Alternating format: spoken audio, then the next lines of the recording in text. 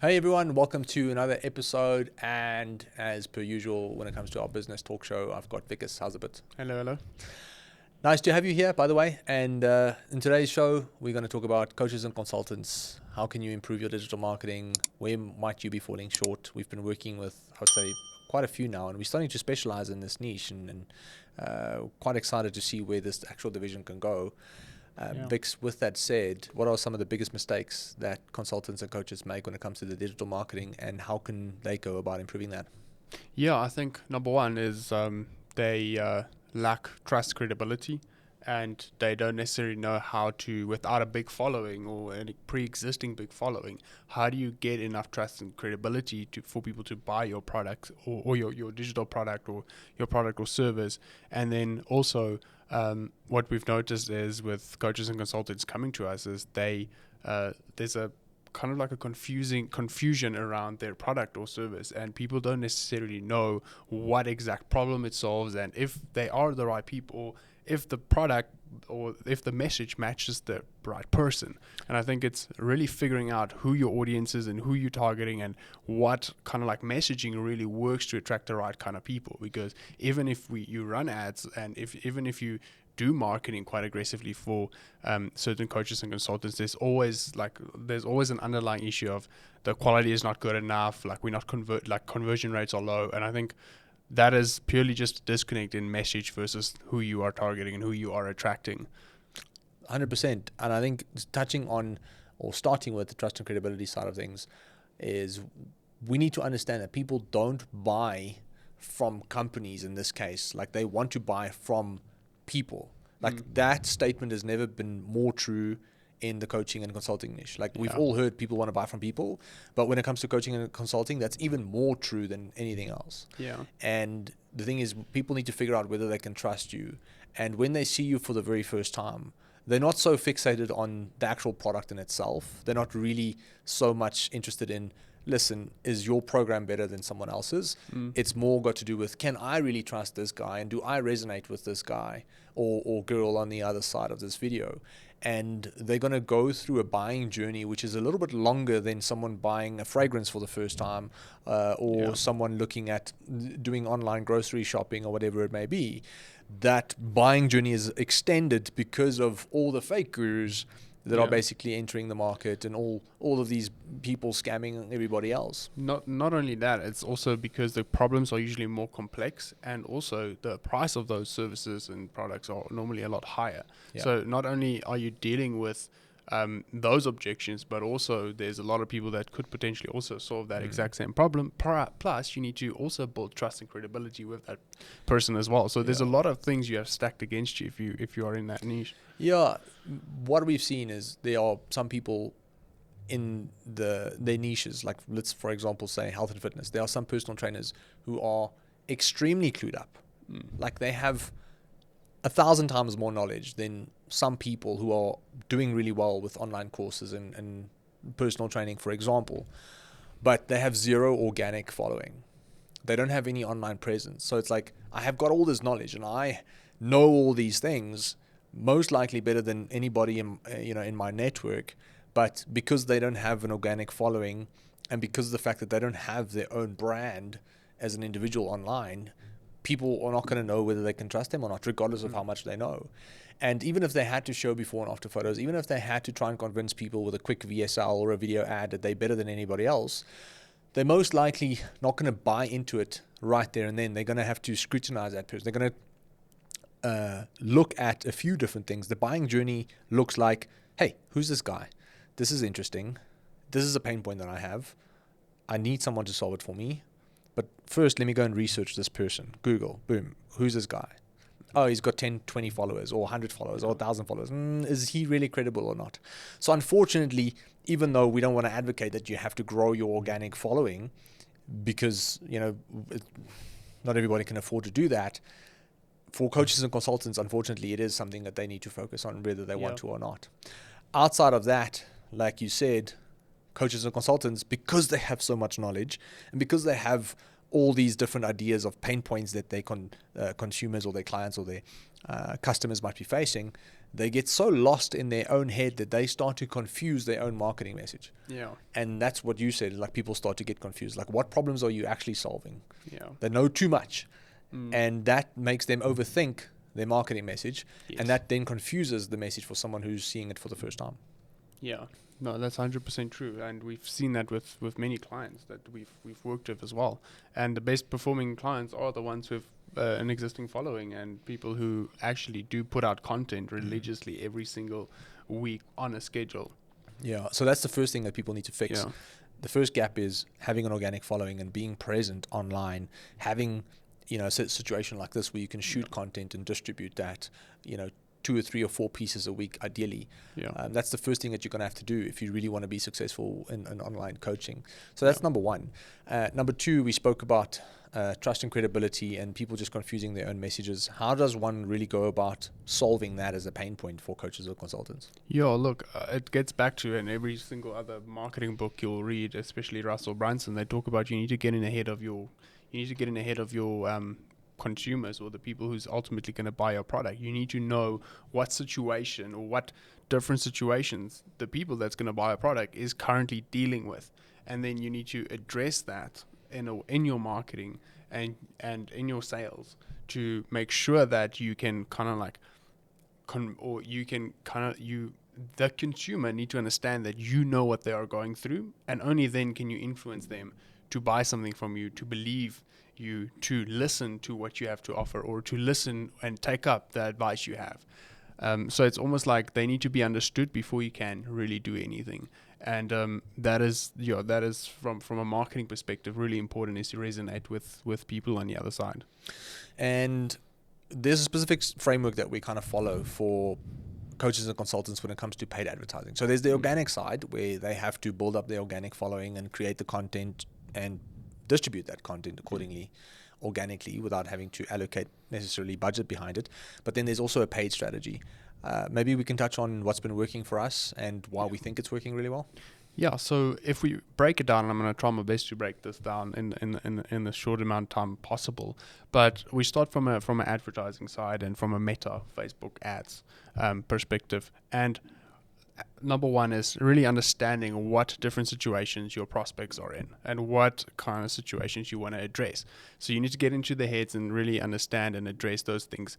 And from a video perspective, we make video reel ads, and like it's a short 30 to 45 second reel video where we address the problem, or we call out whatever the issue is we're addressing or the person we're addressing, and then we call out. So firstly, we address the person that we want to talk to, then we address the problem or the angle that we want to take, and then we dive into giving them some advice or pointers, and then we say, and then the call to action is pretty much, if you want to learn more about how to solve this particular issue, click through to the next page. And then we we develop multiple angles and ads like that to address all the possible angles that we have or that we want to address, and then we push them to an opt-in page.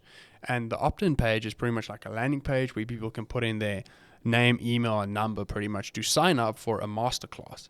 And the reason why we want to push people to a masterclass is, or a 30-minute masterclass is just a nice word for a 30-minute educational video. What we call a VSL. What we call a VSL as well, where we want to teach them a little bit more about the concept that we are selling and the problem that we are solving in.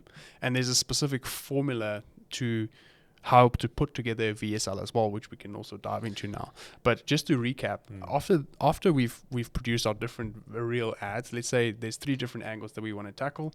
After we've produced that, we obviously push people to an opt-in form where they can put in their name, email, number to opt in to this masterclass. And then after they've opted in, they're going to land on a page where they can actually watch this 30-minute video.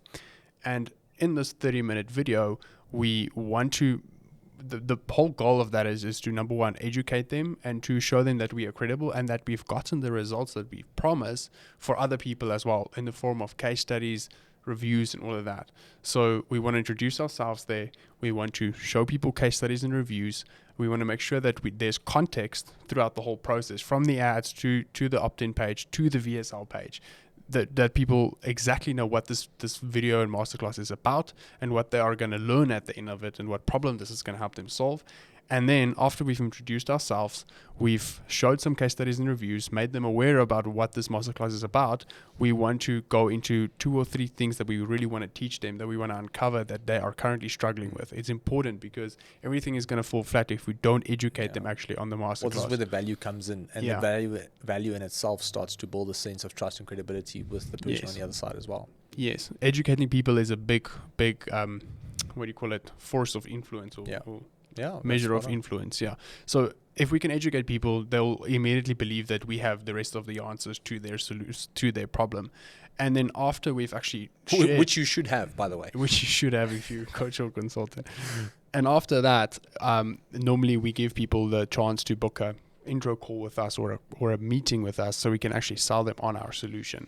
And that is the A to Z quick breakdown of how a VSL funnel works. And there's also like a bit of a fine line, because I see a lot of people make the mistake of giving almost too much value on a masterclass or a webinar, and I've made that mistake myself, where you give people so much tangible, practical things to go and do, where they actually go, well, I'm going to do most of this myself, where you've want to focus on giving them more of an epiphany moment. Where you want to focus more on giving them that epiphany moment where they go, oh, wow, I've never really thought about it like this. This makes a lot of sense. I'm actually excited about, looking at differently and starting to implement some of the stuff. But you need to keep them curious so that they want to have that call with you, because if you're going to give them all of the information, then they're going to go, well, I can just go and try to do this myself. And I mean, Harmozy says, share everything with them, and you sell all the information. But there's still a tactic to it. So for example, Harmozy would say, give all the information and sell the implementation. But at the same time, there's still a tactic to it in order to create enough curiosity so that someone is not going to go, hey, I'm going to do this myself. But even if Harmozy says so, like, he's playing a different game, though. Like, his goal for doing that is completely different than most people. Like, you need to understand the bigger. That's the one thing people don't understand is like every guy or every successful guy giving advice or sharing information, all of them doing it from different perspectives and different levels of business and career wise. So there's a lot of people who can't afford to necessarily take that strategy because they don't have enough credibility or trust. And if they're going to give people information, they're going to be like, well, I don't trust you to do the implementations. I might give you the information and give it to someone else to implement with. So there's like all these variables that people never talk about. And this is also why the show exists, which just excites me in itself. But very true what you're saying. Yeah, that's 100% spot on. So in conclusion, the gaps that we've identified for coaches and consultants is that they do neglect their organic presence. And the reality is people are going to want to look you up and find out more about you. So you need to make sure that you've got those boxes ticked. You need to live the life of being that coach. Well, that's what Iman Ghazi did. A lot of people don't know. This is insider information, by the way. So and again, this is insider information, but I have zero proof that it's 100% true. But it comes from a very respected source who's been working with him for a very long time. And if you don't know who Iman Ghazi is, you can just Google the guy. He's like 25 and basically a billionaire in rands, because I think he's like worth like $40 million or something. But the reality is he went and got an investor. Well, allegedly he went and got an investor who funded his successful lifestyle. And on the back of that, he built a brand and taught people how to make money online. So we think that there's this guy who made money online and taught people how to do it. He was like, no. Like, I don't have the time to make the money and then show people and then teach people. He was like, listen, you back my life expenses and the lifestyle that I need to live. And they went and spent a bunch of money on security guards and buy Rolexes and fancy cars and I don't know if it's rented or bought. He then portrayed that lifestyle, spent the effort and time and effort and money on creating content around that lifestyle. He was like, well, if you like this lifestyle, then I can teach you how to get all these things. You can probably take that approach. There's nothing wrong with that. I don't know if it's the most ethical way of doing it, but at the same time, the conclusion is people are going to want to look you up and they're going to want to see if you are legitimate. And the only way to do that is to have that organic presence. And ideally you want to do it as authentically as possible, obviously. And the other thing is then having an actual paid ad strategy, like an actual digital marketing strategy that is direct response focused, that can get you those actual interests in terms of leads, whilst having people left excited to want to chat to you about the actual service that you can deliver, the product or the course or the information that you can provide them with in order to become a client of yours. Yeah, also tell people in the coaching space that at the beginning, when you don't have a big organic following or a big brand or whatever, personal brand or whatever, the biggest thing is you pay a lot to acquire a customer then. But the more you grow that brand and the more ads you run and the more you focus on getting your brand out there and the more content you produce, the lower and lower and lower your cost per acquisition becomes. Yeah. And the easier it becomes to close sales. And we've seen it in V8. Hundreds. We pay a lot less than we used to 2 or 3 years ago for clients. And that's purely just we've focused on building a brand for ourselves. And it's also backed off of your personal brand. And that's a big thing that you need to consider.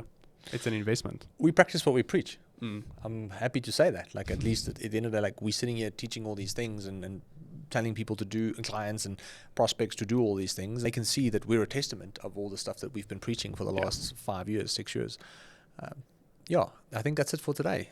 Thanks for joining me in the studio. Yeah, cool. And I hope there was some value for you on the other side of this video. And if there was, I want to encourage you to like and subscribe for more content like this. That is if you want to see more content like this, obviously. Right. Have a good one. Cheers. Cheers.